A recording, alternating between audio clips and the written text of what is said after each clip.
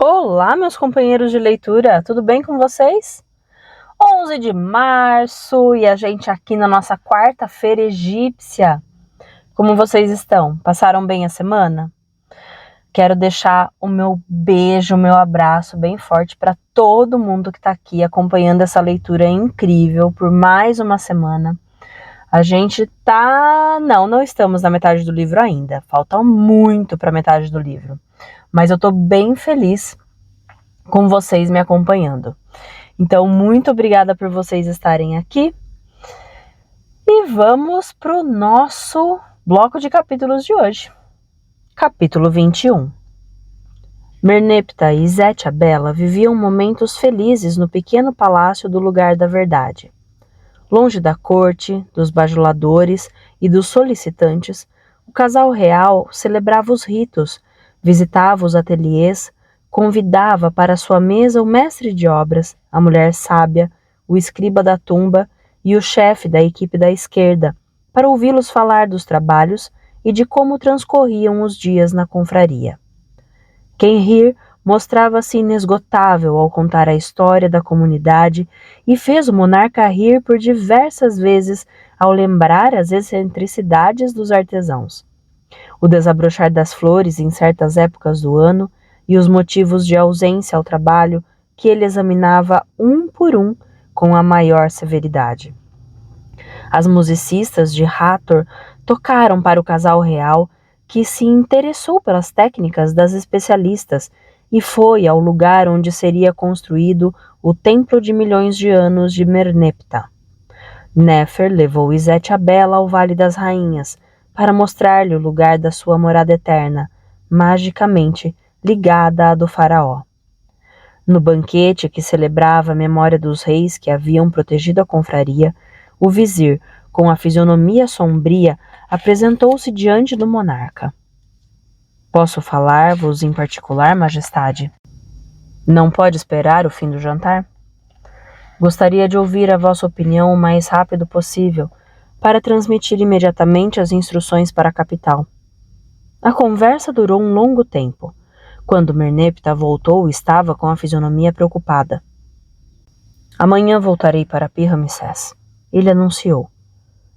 Terei tempo de mostrar-vos a primeira planta que preparei para vossa tumba, majestade. O rei, Nefer e Kenhir consultaram o documento guardado na Casa da Vida. O mestre de obras ativera-se as regras em vigor na 19ª dinastia, a dinastia de Sete e de Ramsés. Esta planta me convém, e não desejo nenhuma inovação, asseverou o monarca.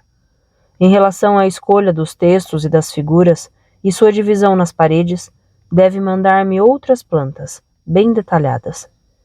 E não se esqueça, mestre de obras, nenhum erro. Que cada elemento fique no seu devido lugar.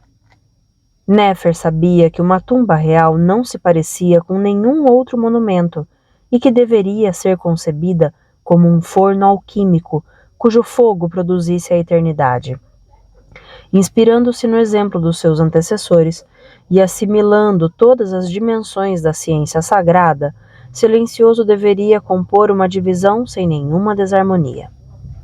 Pressentindo as extremas dificuldades de uma obra como aquela, Nefer teve uma vertigem. Para dissipar aquela sensação, pôs-se a trabalhar, consultando os papiros onde estavam guardadas as palavras dos deuses.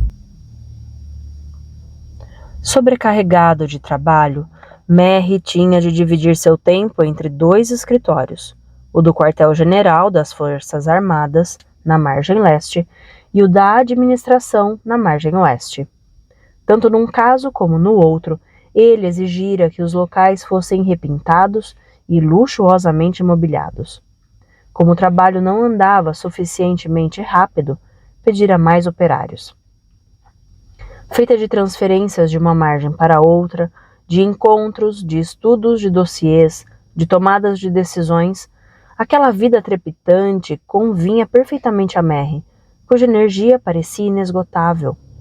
Por mais localizadas que fossem, as responsabilidades eram exercidas numa região tão rica quanto prestigiosa, o que lhe permitiria ser uma das pessoas importantes do país, sobretudo se conseguisse ser admitido na corte de Pi-Ramsés.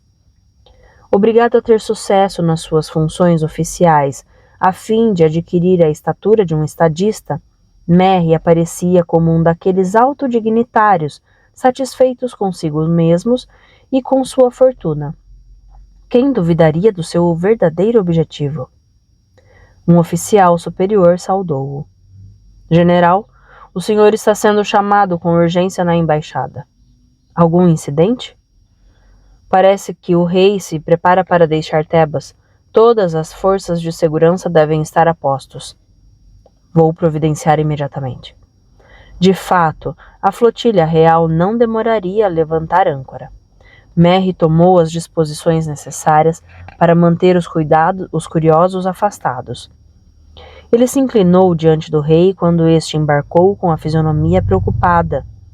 O vizir esperava-o na ponte, e os dois homens isolaram-se na cabine central. Merry conversou com vários dignitários tebanos para tentar obter informações, mas ninguém sabia de nada, e todos se interrogavam, ansiosos sobre as causas daquela partida precipitada. Só um ancião que se apoiava numa bengala deu uma opinião que parecia digna de interesse. Ou uma facção contrária a Merneptah está tentando tomar o poder da capital, ou então uma tentativa de invasão está sendo preparada. Qualquer que seja a verdade, o céu do Egito está escurecendo. Paneb assimilara o ensinamento de Gal, o preciso, e não cometia mais erros no enquadramento, sem, no entanto, ser escravo de uma geometria rígida que teria secado sua mão. Por diversas vezes, entretanto, Gal corrigira os detalhes e censurara o jovem pintor pelos seus cálculos aproximados. Paneb discutia, às vezes cedia, mas em várias ocasiões provara o acerto de seu ponto de vista quando o motivo era colorido. Sipaí, o bondoso, aceitava de boa vontade que Paneb se tornasse assistente de Shed, o Salvador, que seguia passo a passo os progressos do seu discípulo, e não tolerava nenhuma imperfeição. O mesmo não acontecia com Unesh, o chacal. Há muito esse reconhecer a genialidade de Shed e sua superioridade em relação aos desenhistas que lhe preparavam o trabalho. Mas não estava disposto a obedecer o jovem Paneb, quaisquer que fossem seus dons. Antes de levar Paneb ao Vale dos Reis, para trabalhar na decoração da tumba de Merneptah, Shed, o Salvador, queria vê-lo passar por uma etapa decisiva. Se fracassasse, nunca seria um verdadeiro pintor. Por isso, pedira aos 3 desenhistas que preparassem o canto de uma parede, na grande tumba que seria ocupada por Quenrir. Paneb deveria representar um artesão, vestido com uma túnica branca de sacerdote puro, oferecendo incenso ao deus Ptah. Quando ele chegou com os pincéis, as brochas e as cores, a parede não estava preparada. Encostado no muro, Unesh mordia uma cebola. Mais do que nunca, suas feições lembravam as de um chacal. Onde estão os outros? Gal, preciso, está com dor de estômago, e Pai, o bondoso resfriado. Cortei bobamente o dedo enquanto cozinhava. Há 2 dias, nada vai bem. E, infelizmente para você, Shed logo virá examinar sua pintura, que nem terá sido começada. É muito gentil de sua parte ter me esperado para prevenir-me. Você devia voltar para casa. Tem razão. Minha ferida pode infeccionar. Vou cuidar dela. Paneb poderia ter se resignado e admitido a derrota, mas preferiu lutar, mesmo vencido por antecipação. Ele mesmo fez o quadriculado depois de verificar a qualidade do revestimento. Preparou as cores e pintou diretamente o personagem sem fazer um desenho preliminar, violando as regras. O tempo não podia mais ser levado em consideração, e mesmo que Shed surgisse para constatar o fracasso do discípulo, ele teria lutado até as possibilidades se esgotarem. A manhã passou, depois o começo da tarde, e nada de Shed. Paneb teve tempo suficiente para esmerar-se no acabamento da obra, para afinar este ou aquele traço e verificar o equilíbrio da cena. De repente, 1000 defeitos saltaram-lhe aos olhos. Contente com o trabalho? Perguntou Shed de braços cruzados. Não, isso não passa de um esboço. Quando pintar, você precisa se colocar ao mesmo tempo de frente, de perfil e meio virado. Suprima as perspectivas enganosas que tiram a força vital. Excluído o claro e escuro, associe os múltiplos pontos de vista, insistindo nos traços essenciais. O rosto de perfil, o olho de frente, o torso completamente de frente, a bacia meio de lado com o umbigo visível, os braços e as pernas de perfil. Reconstrua um espaço que não existe e faça-nos ver a realidade oculta. Quando criar um falcão, reúna numa só imagem vários momentos do voo. Quando se tratar de uma figura humana, revele todas as suas características. E não se esqueça de que a nossa obra não se inscreve no tempo. São instantes eternos que somos encarregados de representar. Nunca podemos lembrar uma hora do dia em particular, porque é o dia que conta, como o fruto da luz. Cabe a você viver o momento imóvel, que ele seja o eixo da sua mão. E respeite a hierarquia dos seres. O faraó é maior do que os homens, porque ele é o grande templo que abriga seu povo. Um dono de propriedade é maior do que os servos, porque tem mais responsabilidades e deve assegurar o bem-estar de todos. Quanto a um sacerdote, como esse que eu vejo nessa parede, ele devia ter o olhar ligeiramente voltado para o céu. Paneb bebia as palavras de Shed o Salvador. Para uma pintura executada tão rapidamente, já vi piores. Mas você precisa ser capaz de consertá-la. Se não, imagine a cara de quem rir. Tudo o que fervia no coração de Paneb desde a adolescência finalmente poderia ser expresso, pois o pintor acabara de lhe abrir os olhos para uma outra realidade, mais intensa, mais bela e mais vital do que o mundo aparente. Pai o bondoso irrompeu na tumba. Paneb, venha imediatamente! Sua mulher está dando à luz! Fim do capítulo 21. Capítulo 22. A mulher sábia requisitara 6 sacerdotisas de Hathor para ajudar o Abete Apura a dar à luz na própria casa. Os rostos estavam sérios, porque todas elas sabiam que a vinda de uma criança ao mundo era uma passagem perigosa. Seria preciso conseguir separá-la do corpo da mãe, sem que nada de mal lhe acontecesse, esperando que as forças da criação dessem vida à criança e não abandonassem sua alma na hora do nascimento. Clara jogara gordura de passarinho e incenso no fogo. Em seguida, dispusera 2 pedras cobertas de textos mágicos, segundo os quais Thoth fixava o tempo de vida e o destino do recém-nascido. As assistentes atenuaram a dor da parturiente, introduzindo na vagina uma pasta composta de leite, funcho, resina de terebintina, cebola e sal. A frágil Abete, cujo ventre se dilatara de maneira assustadora nos últimos dias, não disfarçava a preocupação. Será que está tudo normal? Fique tranquila, disse-lhe Clara. O parto é iminente e você nem precisará tomar drogas para diminuir o sofrimento. A criança está na posição certa. Tenho a impressão de que meu bebê é enorme. Será que ele não vai me rasgar toda? Não, não tenha medo. Embora você seja pequena, sua bacia foi feita para parir. As contrações aceleraram-se. As sacerdotisas despiram o Abete e ajudaram-na a ficar de cócoras, mantendo o busto ereto. Como previra Clara, a criança veio ao mundo sem complicação. O grito que ela deu foi tão forte que alertou uma boa parte do povoado. Por que não me deixam entrar? Insurgiu-se Paneb. Porque o ritual do nascimento é um assunto de mulheres, respondeu Pai o bondoso. Sua presença seria inútil e perigosa. É o meu filho que vai nascer. Deixa a mulher sábia e suas assistentes cuidarem disso. Como se cria um filho pai? Toda criança é um pau torto, com 2 defeitos, a surdez e a ingratidão.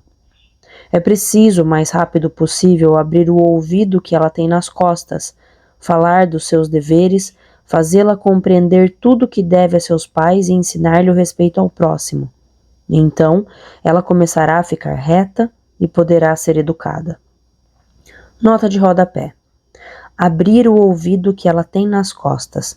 Expressão usada pelos sábios que acham que uma criança não educada é um surdo, porque, abre aspas, o ouvido que ela tem nas costas, fecha aspas, não foi aberto pelo bastão, medu, isto é, pela palavra, medu, do mestre, que lhe fornece o bastão necessário para empreender a viagem da vida. Voltando ao texto, se meu filho for parecido comigo, não será nada fácil. A porta foi aberta. Clara apareceu radiante. Um menino, um magnífico menino que deve pesar uns 6 quilos. Paneb entrou correndo no quarto perfumado de jasmim, onde a esposa repousava numa cama confortável, com um enorme bebê nos braços. Ele tinha uma grande quantidade de cabelo e 2 dentes, nos quais o pai passou o indicador perplexo. Nunca vi isso, confessou a mais velha das parteiras. O cordão umbilical era tão grosso que foi difícil cortá-lo. Paneb estava maravilhado. Evidentemente, o colosso do seu filho não faria parte da categoria dos fracos e raquíticos. Está contente comigo? Perguntou Abete em voz baixa e cansada. Ardoroso beijou a esposa nas têmporas. Posso pegá-lo? Cuidado! Ele será um brigão, tenho certeza. O filho herdava a carne da mãe e a ossatura do pai, e era nos ossos de um menino que se formava o esperma. Diante do peso do recém-nascido, Paneb não teve dúvidas de que era o pai da criança. Clara ofereceu mel à jovem mãe e um bolo de nascimento, o doce olhar de Horus. Uma sacerdotisa moeu as extremidades da haste de um papiro para obter um pó que misturou com o leite da parturiente. Ela daria a mistura para o bebê antes de ele ser amamentado por uma ama de leite de seios generosos. Todas as preocupações foram tomadas? Perguntou Paneb. Clara pôs no pescoço do recém-nascido um fino colar de linho com 7 nós, um pequeno pedaço de papiro dobrado que continha as fórmulas de proteção contra as forças obscuras, um minúsculo dente de alho e uma cebola. A luz salvará esta criança da morte que chega como uma ladra, disse ela. Nenhum demônio surgirá das trevas para levá-la, porque manteremos uma lamparina acesa a noite toda e velaremos por ela. Mais tranquilo, Paneb abordou um assunto essencial. Que nome lhe daremos, Abete? Cabia à mãe escolhê-lo. Ela podia dar um nome que seria usado durante os primeiros anos de vida e manter outro em segredo, que seria revelado quando a criança demonstrasse possuir a qualidade nele indicada. Um único nome será suficiente, decidiu Abete apura. Nosso filho chamar-se-á Aperti, o que tem muita força. Nota de rodapé. Em egípcio, Aaperti, o possuidor de força, de violência. Voltando ao texto. O vozerio começou no meio da noite. Primeiro foi uma voz grave de homem bêbado, depois uma segunda, vacilante, e por fim uma terceira mais oscilante que tentava acompanhar a cantilena obscena dos 2 companheiros. Os 3 beberrões gritavam tão alto seu amor pelo vinho, pelas mulheres e pela liberdade, que acordaram todo o povoado. As crianças choravam, os cães latiam.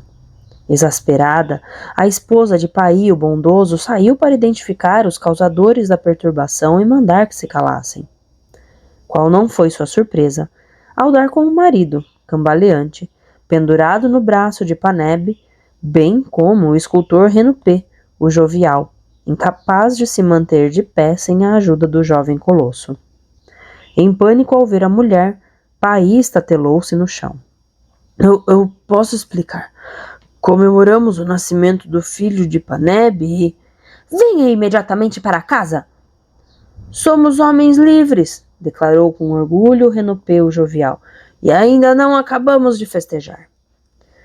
A matrona estapeou o escultor, incapaz de revidar, e puxou o marido pelo pescoço a ponto de arrancar-lhe um grito de dor.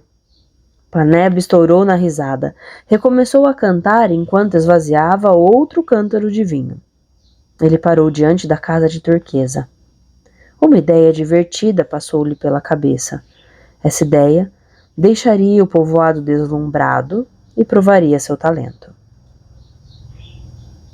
Quando a bela turquesa abriu a porta, havia uma multidão na frente da casa.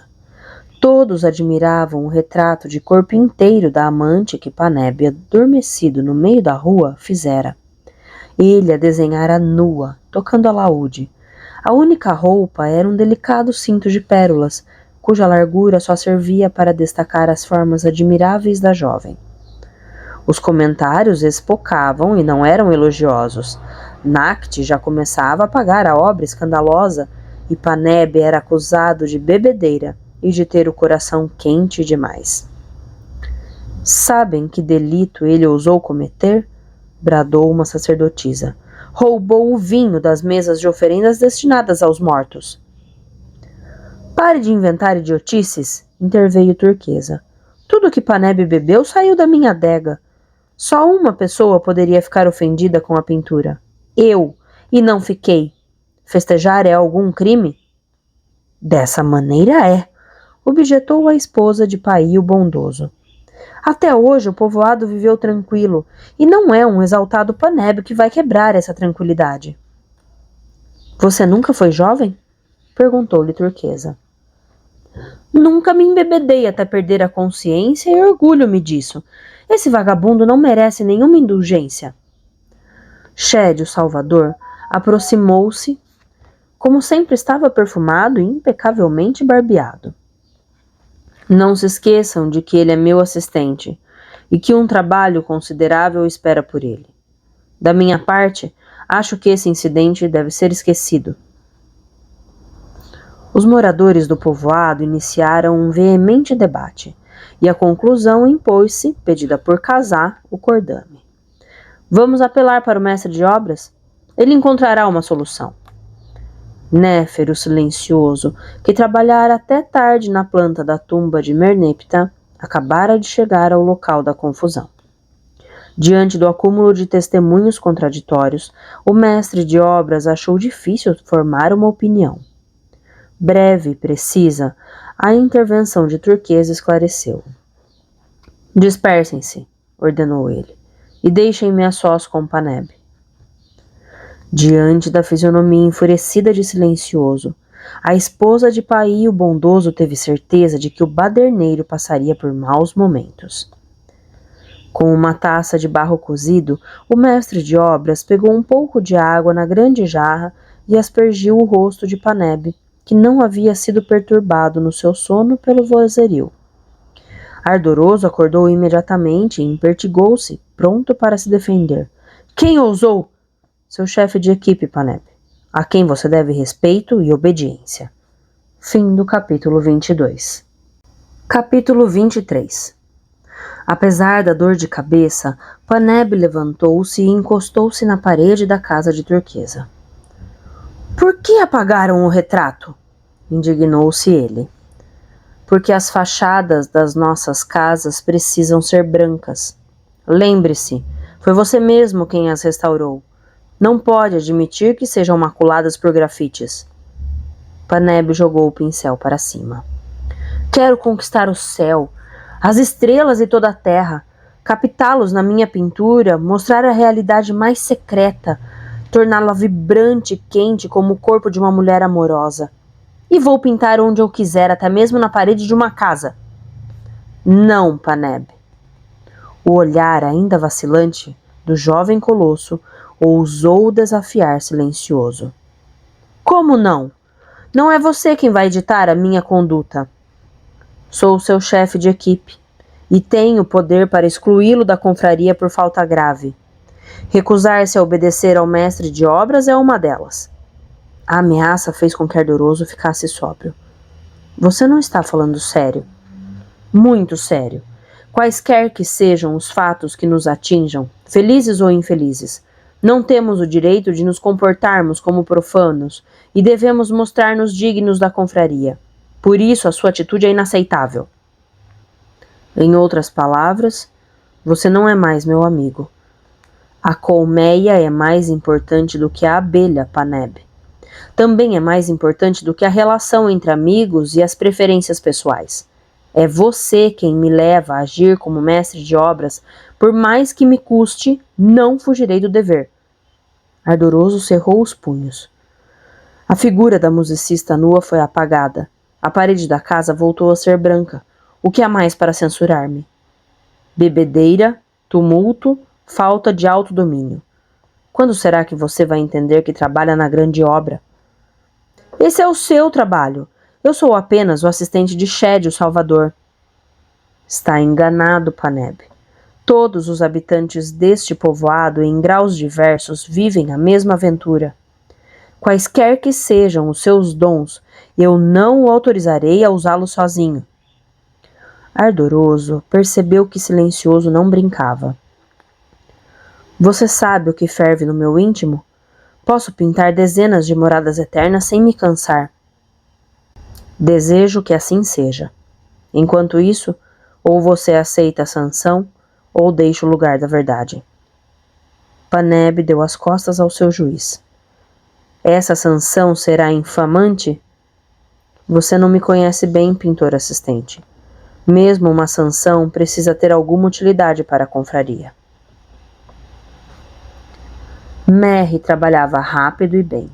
Graças ao profundo conhecimento do exército e da administração, ele estabeleceu uma rede de notícias muito eficaz para conseguir o máximo de informações confidenciais e poder julgar a evolução da situação sem cometer muitos erros. O general exigia uma rígida disciplina e cercava-se de subordinados sem ideias pré-concebidas, aos quais prometia substanciais vantagens se o deixassem satisfeito. Prometer, não manter a promessa, explicar por que o compromisso não fora mantido e prometer de novo. Merry tornara-se mestre nessa arte sutil a qual era acrescentada a calúnia, destilada dia após dia. Ela lhe permitia pôr seus colaboradores uns contra os outros e manter um clima de desconfiança extremamente útil quando precisasse jogar a culpa de um fracasso ou de manobra errada nas costas de alguém. O general mentia com uma segurança e uma convicção que arrebatavam a adesão de seus interlocutores. Como trabalhava muito, ao contrário da maioria dos dignitários, tinha conhecimento exato dos dossiês e não temia nenhuma crítica. Alguns oficiais superiores ainda tinham ímpetos de integridade e até de lucidez que poderiam ser ameaçadores. Merry vigiava-os de perto e chegava a convidá-los para jantar a fim de ouvir a opinião de Serqueta, sua doce e terna esposa. Ela sentira tanto prazer em matar que não hesitaria em fazê-lo de novo, caso fosse necessário. Com uma aliada com aquele talento, muitos problemas seriam resolvidos, antes mesmo de surgirem. Ao voltar da capital, Pi-Ramsés, o chefe da escolta tebana que acompanhara a guarda real apresentou-se ao seu superior. Fez boa viagem? Excelente, general. Nenhum incidente a relatar. O país está calmo, a flotilha do faraó foi aclamada ao longo do percurso e Merneptah chegou a Pi-Ramsés com uma saúde excelente. Como encontrou a cidade do norte? Para ser franco, general, achei-a menos impressionante do que Tebas. Os templos e os palácios são grandiosos, evidentemente, mas falta-lhes a antiguidade que faz a glória da nossa cidade, e nada pode igualar Karnak. Conseguiu informar-se sobre o clima político? Está agitado. Ninguém contesta a capacidade de Merneptah para governar, mas as ambições já estão entrando em choque em vista de uma sucessão que não deverá tardar por causa da idade do rei. Esqueceram-se de que ele é filho de Ramsés o Grande e que poderá viver tanto tempo quanto ele? De fato esqueceram-se, e 2 sérios candidatos já começam a trocar golpes. Sete, filho de Merneptah, e Amenemesse, o turbulento filho de Sete, que o próprio pai é incapaz de controlar. Precisarei do máximo de informações sobre essas 2 pessoas, exigiu Merry. Temos alguns bons amigos em Pi-Ramsés, oficiais de origem tebana. A volta precipitada do rei foi causada por uma tentativa de golpe de estado? Um falso boato propagou-se em Pi-Ramsés, o da morte de Merneptah em Tebas. Imediatamente, Amenemesse mandou espalhar que seu pai estava tão abalado que não teria coragem para subir ao trono. Vários desmentidos chegaram por correios oficiais, mas o boato persistiu, e o rei precisou voltar a toda pressa para mostrar que estava bem vivo. Tudo parece ter voltado à ordem, mas Merneptah terá grandes dificuldades para estabilizar sua autoridade e desfazer as intrigas.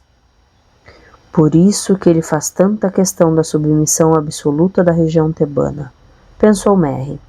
Se ela se revoltasse, será que teria como restabelecer a ordem? Mais um detalhe, general. Todas as guarnições das fronteiras a oeste e a noroeste estão em estado de alerta. Merry explodiu. Mas essa é uma notícia essencial, por que não começou por ela? Porque, segundo informações, não passava de um exercício. Merneptah queria ter certeza de que suas ordens seriam corretamente transmitidas e executadas. Parece que não houve nenhuma falha no sistema. Mesmo assim, esse exercício não esconde uma ameaça de invasão? Não, porque a situação é pacífica, sem nenhum confronto no horizonte. Entretanto, alguns graduados acham que o material bélico está velho, que o número de bons soldados diminuiu e que os longos anos de paz fizeram o exército egípcio esquecer o sentido do combate. Por isso é que fiz inúmeras reformas nas tropas tebanas. Embora os regimentos de elite encarregados de defender as fronteiras em caso de ataque estejam em Pi-Ramsés, é provável que o treinamento deles não seja muito intenso. Mas nenhuma ameaça pesa sobre o Egito e a paz instaurada por Ramsés o Grande deverá perdurar. Essa não era a opinião de Merry. Ramsés estava morto e a magia morrera com ele. Não ia demorar muito, as intenções belicosas dos líbios, dos sírios e dos asiáticos renasceriam, e um Merneptah envelhecido não saberia fazer oposição aos ataques agressivos e vingativos desses povos atacados pela doença da guerra que Ramsés soubera tão bem colocar sob seu jugo.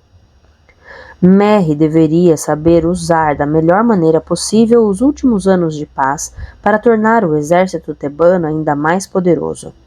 No futuro, esse exército não poderia ser o último recurso, e Merry, o salvador?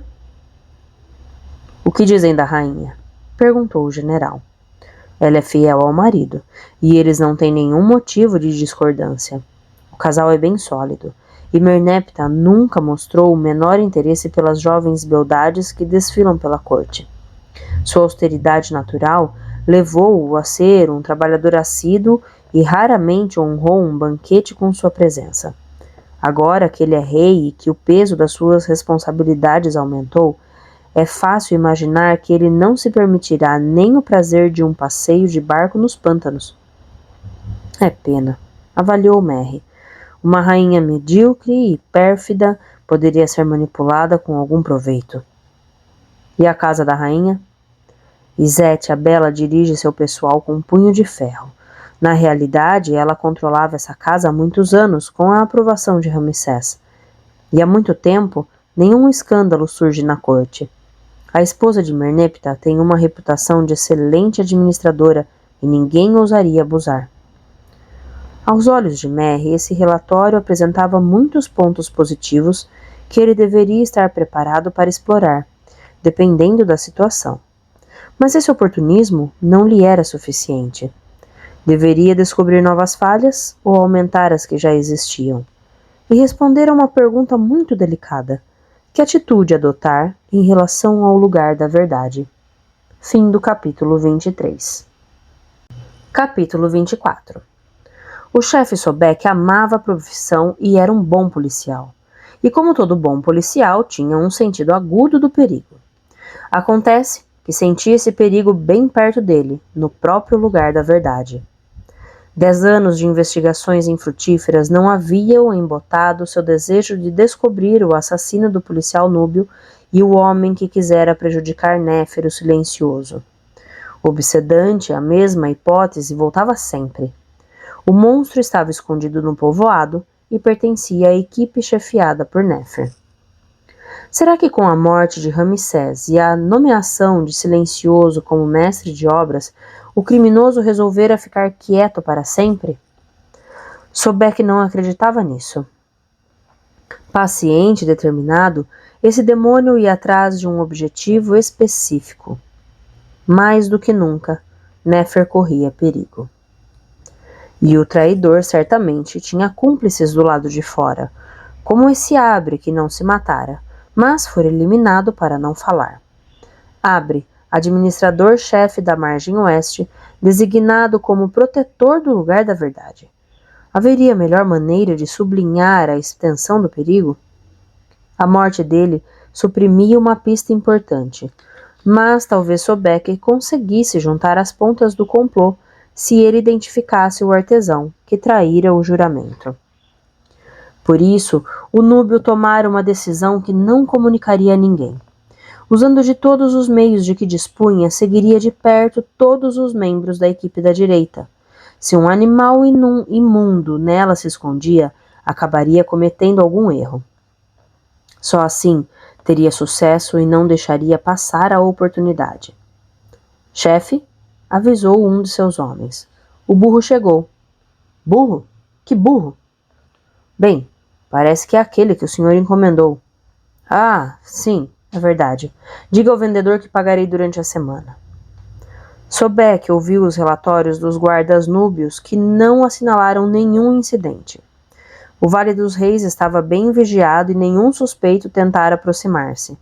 Mas a tropa reclamava do número de horas de vigilância que era obrigada a cumprir, já que a situação parecia calma. Além do mais, esse acréscimo de trabalho era muito mal pago. O chefe Sobek foi tomado de uma cólera violenta. Onde pensam que estão, bando de imbecis? Não são encarregados da segurança de um depósito de grãos, e sim da proteção do lugar da verdade. Servir aqui é uma honra, e quem não entender isso pode entregar meu pedido de demissão imediatamente. O mau humor desapareceu, e cada um dos guardas voltou para o seu posto enquanto Sobek examinava o burro. Quanto o mercador quer por ele? Uma peça de tecido, um par de sandálias, um saco de centeio e outro de farinha, respondeu o ordenância. Ele está brincando. Esse pobre animal está velho e doente, incapaz de andar pelas trilhas da montanha.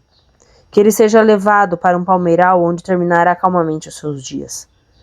O comerciante de burros inclinou-se diante de Merry. Agi de acordo com suas instruções. Entregou um animal velho para o chefe Sobek, tão velho que mal podia andar. Pediu um bom preço por ele, o de um burro saudável. Registrou a nota de entrega? Evidentemente, mas com a descrição de um animal forte que várias testemunhas viram sair do meu cercado. Perfeito. Mas não o pressione, deixe o tempo passar. Tenho uma boa notícia para você, mercador. A administração encomendou-lhe 100 burros. Os animais devem ser resistentes e o preço razoável, porque eu me preocupo com o dinheiro público. Paneb trabalhara dia e noite para ficar livre o mais rápido possível da corveia que lhe havia sido imposta pelo mestre de obras. No fim das contas, ele tivera a oportunidade de aprender uma nova técnica, a da escultura das estelas, e de aperfeiçoar um tipo de desenho que até então não praticara muito.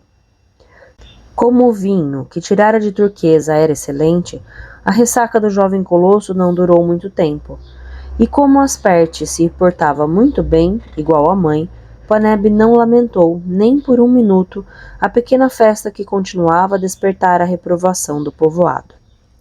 Isolado no ateliê, o faltoso tinha sorte por não ouvir os mexericos. Quando Néfero silencioso entrou, o pintor estava dando uma última pincelada de verde na orelha de um Osíris. Ele havia feito mais de uma centena de orelhas, pretas, como as da ilustre rainha Ahmes Nefertari, fundadora da confraria feminina do Lugar da Verdade. Amarelas, como as do real filho Amenhotep I, venerado pelos construtores, azuis escuras para lembrar o céu onde circulava o ar criado pelos deuses, orelhas de calcário, com 7 centímetros de comprimento, 4 de largura e 2 de espessura. Outras esculpidas em alto relevo ou em baixo relevo em estelas, que seriam colocadas nas capelas. Só pedi uns 10 pares de orelhas como oferenda para o templo, disse o mestre de obras. Tomei gosto pelo trabalho. Com essa quantidade, os deuses devem ouvir as preces de todo o povoado. A magia deve ocorrer nos 2 sentidos, Paneb. De fato, é bom que eles nos ouçam, mas, sobretudo, devemos escutá-los, e você em particular. Esqueceu-se de que um servo do Lugar da Verdade é aquele que ouve o chamado? Se ouvir só você mesmo, há o risco de se tornar surdo ao espírito do povoado. O melhor é ouvir. Há 10 anos é a única coisa que eu faço. Primeiro, está exagerando. Depois, acha que um artesão deixaria algum dia de escutar? Pare de me dar lições de moral. Eu mesmo devo distribuir essas orelhas? Tem alguma dúvida? Nakht, o possante, interrompeu os 2 homens. Uma tragédia, articulou com dificuldade. Uma tragédia horrível. A criança não sobreviveu. Paneb saiu do ateliê como uma flecha e correu para casa. Por que o destino o feria de maneira tão cruel? Embebedar-se não era uma falta tão grave contra os deuses. É verdade, ele se orgulhava demais do próprio talento e, nas últimas semanas, deixara-se dominar pela vaidade. Mas a criança não tinha culpa. O abete, a pura, repousava no primeiro cômodo. Paneb, você parece abalado. Como aconteceu? Do que está falando? Ele a pegou pelos ombros. Diga-me, o abete, eu quero saber. Mas o quê? Meu filho? Como ele morreu? O que você está dizendo? A ama de leite o está amamentando. Paneb precipitou-se quarto adentro. Aperte mamava avidamente sem tomar fôlego. Ele já engordou, disse a ama de leite. Você tem mesmo um belo menino. O abete Apura interpelou o marido. Você falou de uma criança morta. Nakht foi avisar-me. Transtornados, os moradores do povoado agrupavam-se no local do drama. Chamada com urgência, a mulher sábia só pôde constatar a morte de um menino que quisera bancar o equilibrista na beirada de um terraço para impressionar uma menina, e caíra de cabeça na rua. O destino fez com que ele batesse nos degraus de uma escada. Ninguém ousava tocar no cadáver. Paneb ergueu delicadamente o pequeno corpo desconjuntado, mantendo-o contra o peito, como se a criança dormisse. Um homem destacou-se no meio da assistência, o rosto marcado pelo sofrimento. É meu filho, disse o ourives Tuti. Meu segundo filho. Só tinha 5 anos. Quer segurá-lo? Não, Paneb. Não tenho coragem. Obrigado pela sua ajuda. Obrigado de todo o coração. A mãe desmaiara. A mulher sábia cuidava dela. O mestre de obras vestira a túnica de estrelas do sacerdote da ressurreição e pedira a vários artesãos que se purificassem para ajudá-lo nos ritos do funeral. Em estado de choque, os moradores do povoado dirigiram-se em procissão para o cemitério do leste, onde na parte baixa eram enterradas as crianças mortas com pouca idade. As ânforas guardavam os fetos e os natimortos. As cestas redondas ou ovais, os bebês que a morte arrebatara roubadora, zombando das proteções mágicas. Dídia, o generoso, deu para o filho do Ouvires um pequeno caixão retangular de sicômoro com tampa chata que ele tinha de reserva no ateliê. Enquanto Néfero, silencioso, celebrava um ritual anunciando a volta da criança para o corpo imenso da Mãe Celeste. Paneb enrolou o pequeno cadáver num tecido de linho e deitou-o no sarcófago onde Turquesa pusera 2 tigelas com pão, uvas e tâmaras que serviriam de provisão no caminho para o além. Em seguida, o caixão foi descido numa cova e o deus da terra o absorveu para transformá-lo numa barca que navegaria na amplidão da água do cosmo. De acordo com a regra, os artesãos do lugar da verdade eram seus próprios sacerdotes e não precisavam de nenhuma ajuda externa. Todo o povoado usaria luto, e ninguém esqueceria as lágrimas de Paneb, que na hora em que devia separar-se da criança, achou que o calor e a energia do seu corpo poderiam devolver-lhe a vida. Fim do capítulo 24. Fim de mais um bloco de leituras. Triste. Fiquei triste com essa leitura, com esse último capítulo. Bom, mas é a vida, né? Acidentes, tragédias. O que a gente pode fazer para evitar? O que a gente pode fazer para prevenir? Fica de lição para nós, reflexão também. E a palavra que mostra que vocês chegaram até aqui nesse bloco de leituras será o nome do filho de Paneb.